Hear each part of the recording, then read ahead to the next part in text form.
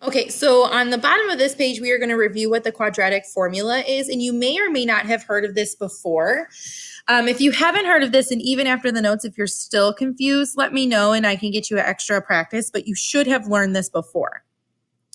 So the quadratic formula will work every time, but we only want to use it when we can't factor an equation nicely. So if I have x squared minus 7x plus 5, usually I'd want to find the factors of 5 that add to negative 7. Well, I hope you agree with me that that's not possible. That doesn't mean I can't do this problem. That just means my numbers aren't going to be nice whole numbers. Maybe my answer is 4.75. And we're like, how do I do that? Well, when we don't find something that's easily factorable, we're going to use the quadratic formula, which the formula is over here. I will give you the formula. You don't need to memorize it. But for the quadratic formula, it says if you have an equation in the form of ax squared plus bx plus c, then x is equal to what the quadratic formula is.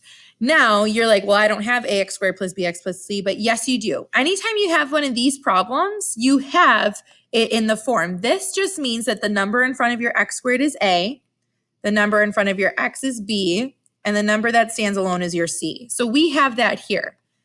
I know that my a is the number in front of my x squared. If there is no number in front of the x squared, there's an invisible 1 there. So my a is 1. My b is in front of the x, so my b is negative 7. Remember to keep the sign in front.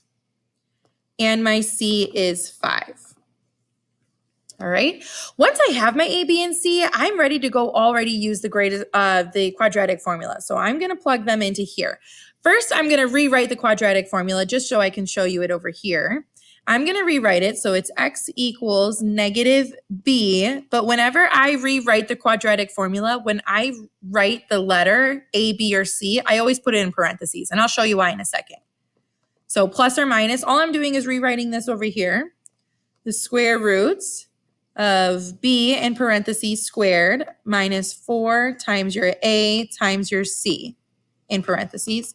All of that gets divided by 2 times a.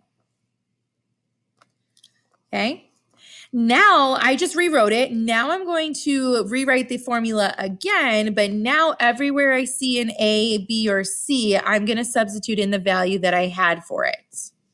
Okay, so x equals negative, that's part of the equation. In parentheses, I'm going to put my value for b. My b is negative 7. Plus or minus the square roots of b in parentheses. Oops. Squared minus 4 times my a times my c, where my a is 1 and my c is 5. And all of that gets divided by 2 times your a value, where your a is 1. Okay, so all I did was substitute in. Everything that's in red got substituted. Everything that's in black is part of the original equation. All right, now we're going to clean this up. It looks like a lot to clean up, but it's not scary. You're going to use your calculator for a lot of it. But first, let's clean up left to right. Let's see. X equals negative times negative 7. No negative ever floats. This is technically a negative 1. So negative 1 times negative 7 is a positive 7. Or just notice that 2 negatives make a positive. Plus or minus the square root of 7 squared minus 4 times 1 times 5. That's a lot. We're going to throw all of this in our calculator. Everything that's highlighted in blue under the square root, we're going to put in my calculator. Okay, so let's go to my calculator tab. Let me clear this. I'm going to put this exactly how I see it. You see a parenthesis, you put a parenthesis.